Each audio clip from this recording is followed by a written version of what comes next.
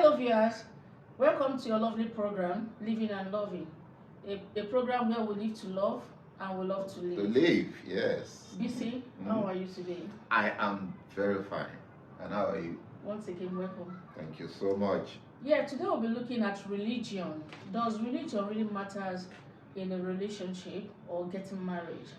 What is the place of religion?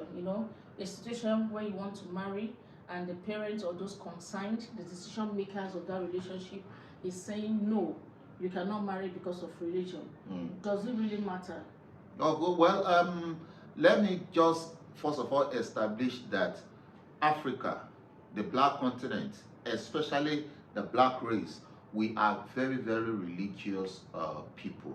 Religion play a major and vital role in our lives. You almost cannot separate us from religion. In Africa alone, we have all kinds of religion. We have the Christianity, the Islam, the traditional religions, and those are so. Yeah, religion is kind of important in when it comes to relationship or matters of the heart in our society. So yes, if you want to go into a relationship, we have people that will seriously consider the aspect of religion.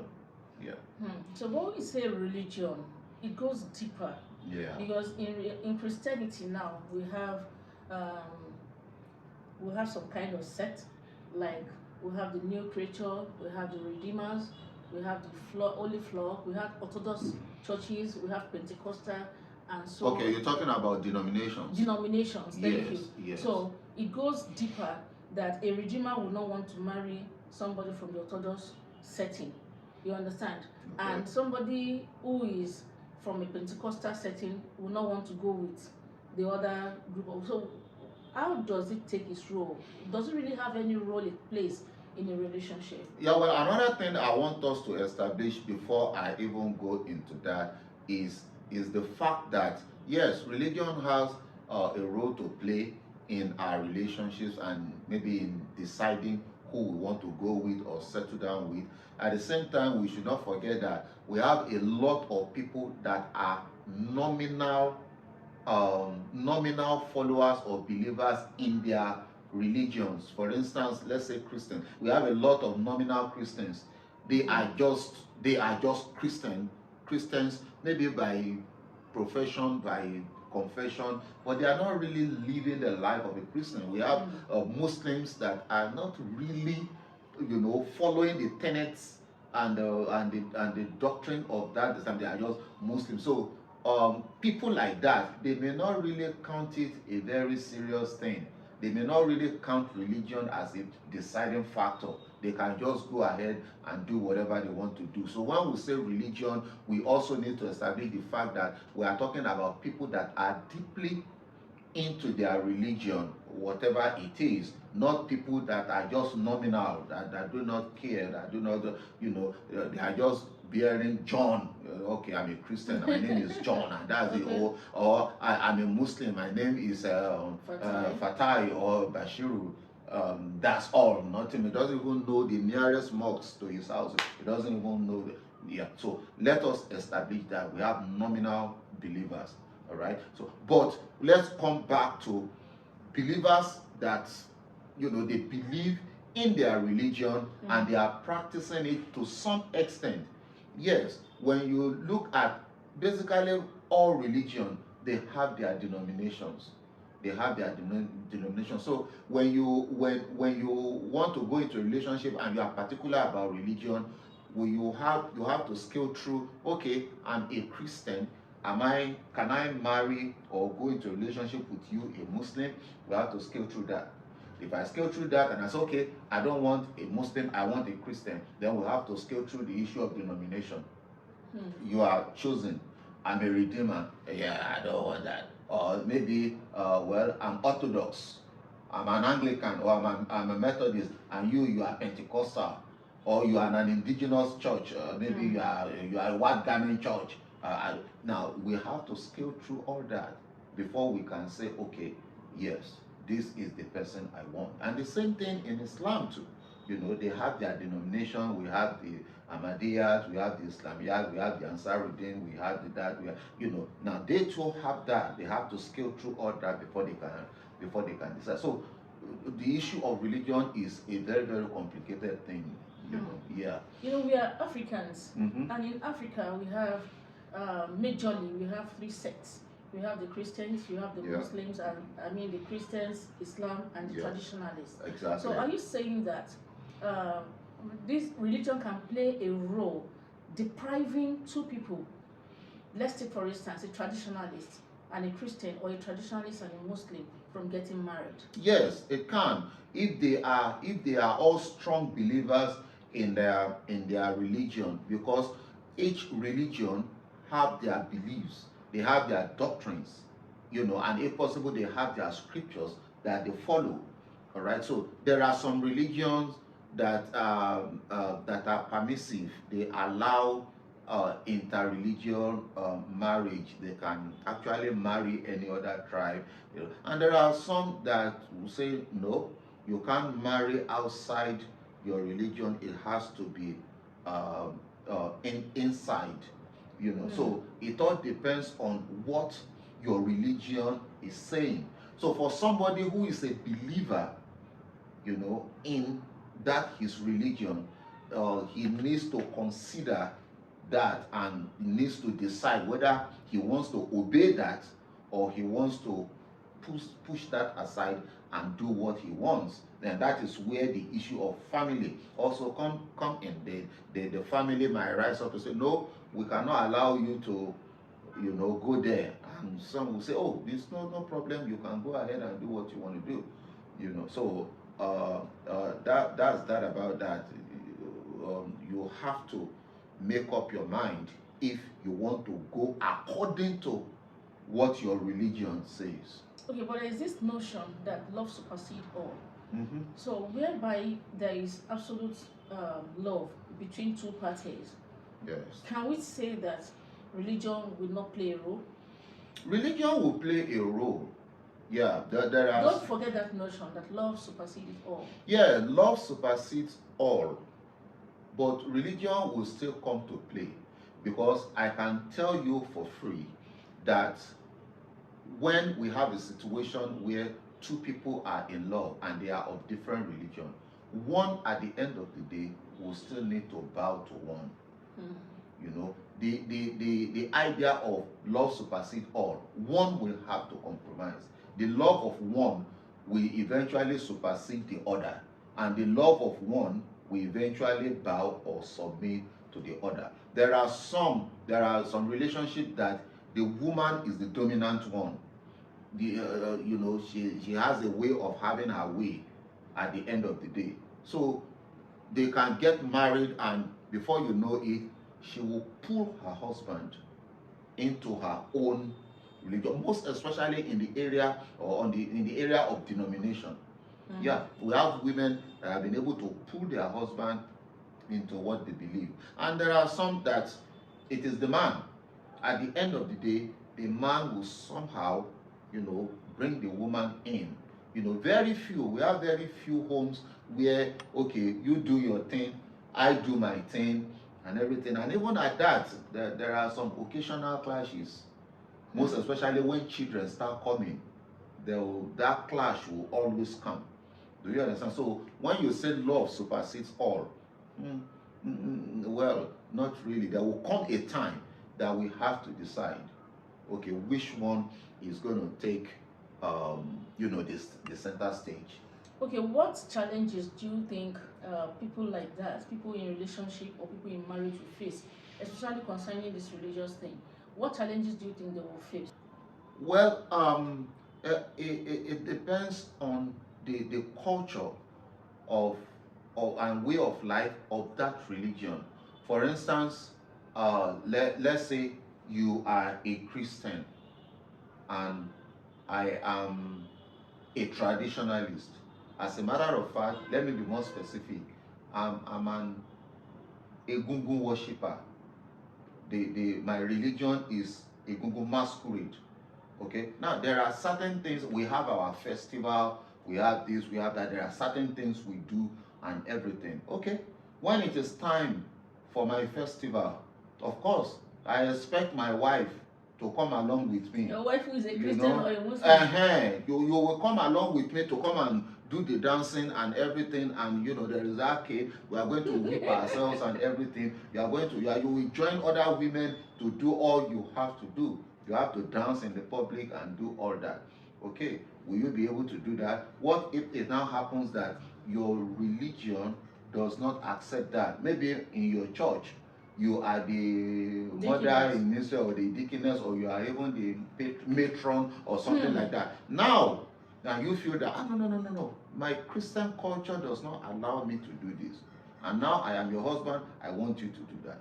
How do you do it? Or maybe you have something to do in your church, you see, and it clashes with something I have to do. I have to go to our shrine to do, and the date is clashing. What do we do? Or I come to your church and we have to do certain things. You know, you have to come with your husband to come and do certain things.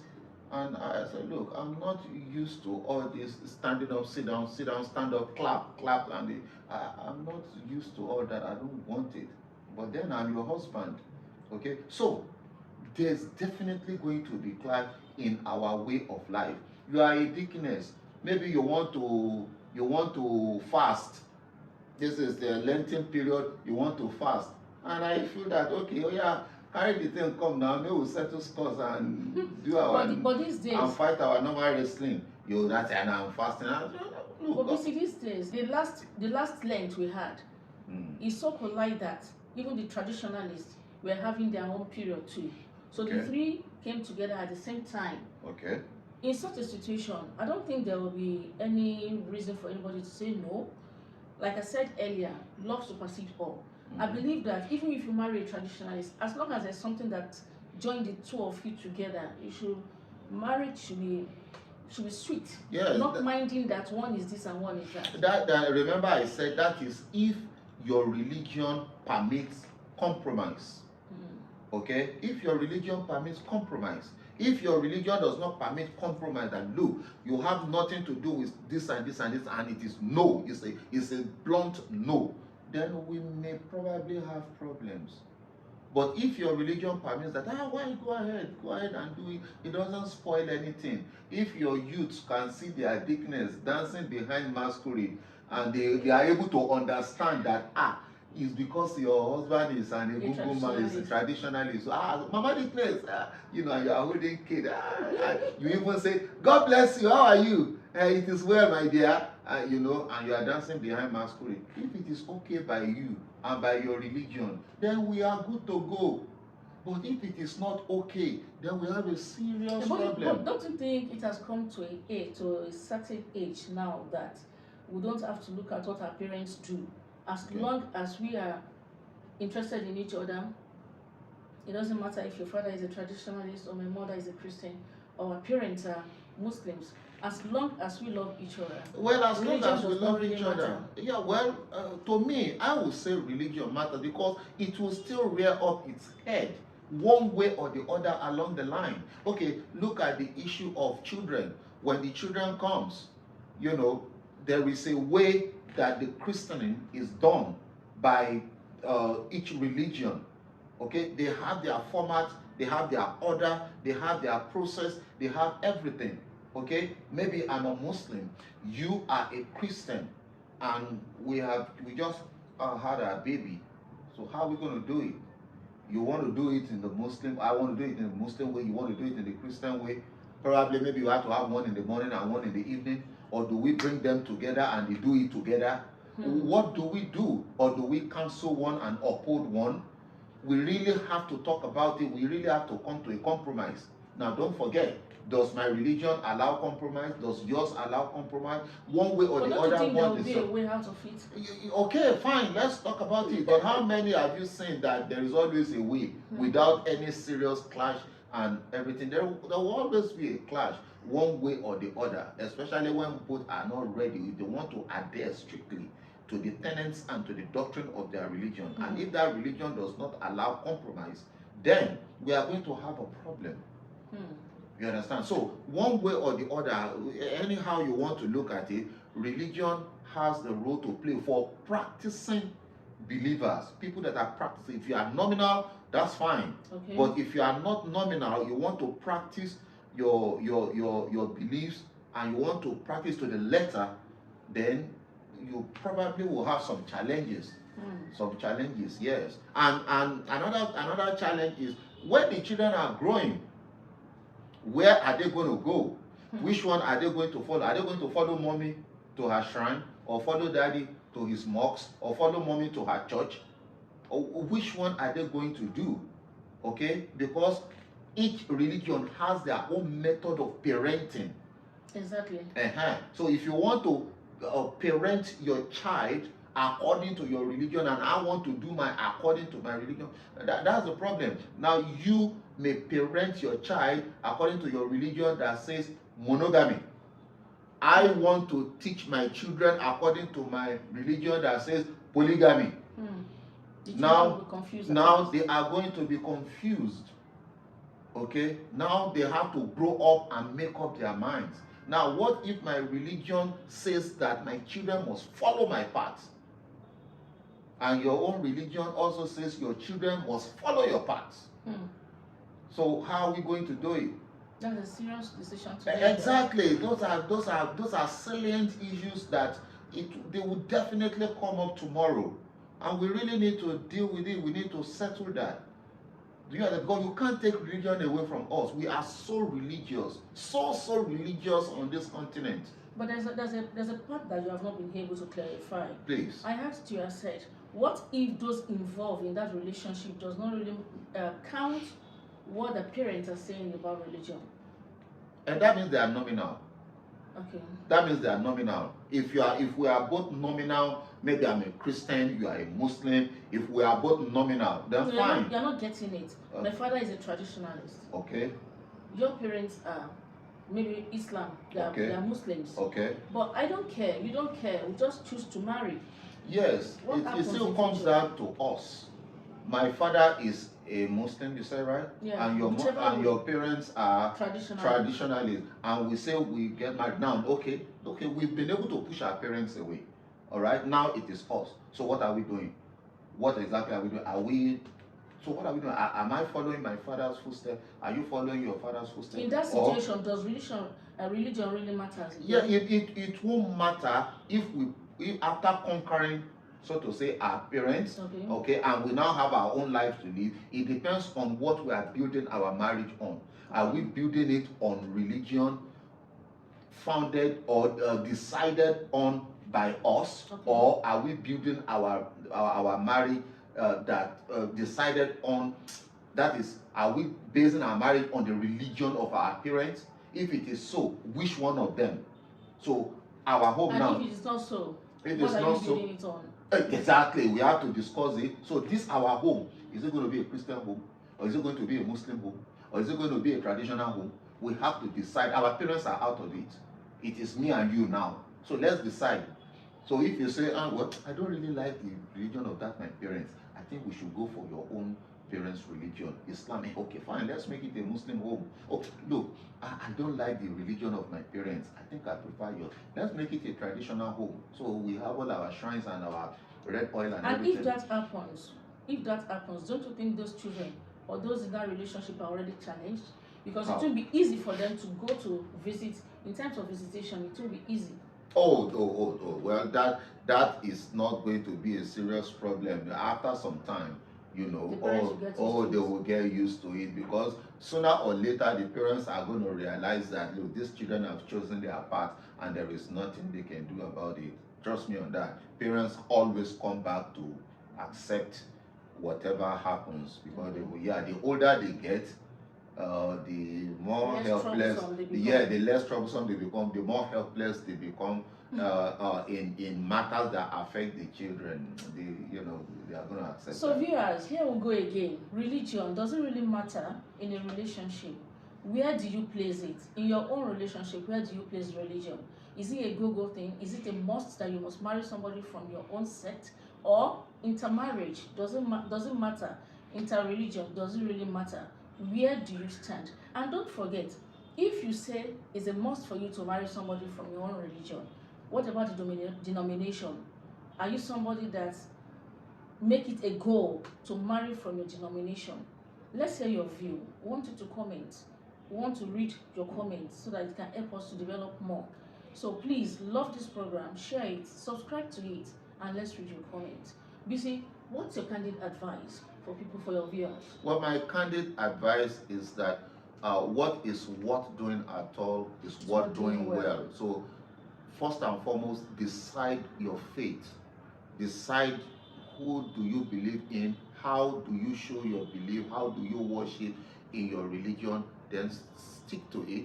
Then when you now want to decide on who you are going to live the rest of your life with, I advise that go for that person that you share the same belief, so that there won't be all these clashes. But if you happen to find somebody in the name of love that is so different from what you believe in, or the way you are doing your own religion, where you have to get ready to reach a lot of compromises, a lot of decisions you have to take, a lot of things you have to discuss, so that there won't be any clash in the future. That is if you are not a nominal believer in your religion. But above all, make sure that you have your own mind, your own principle, your own standard.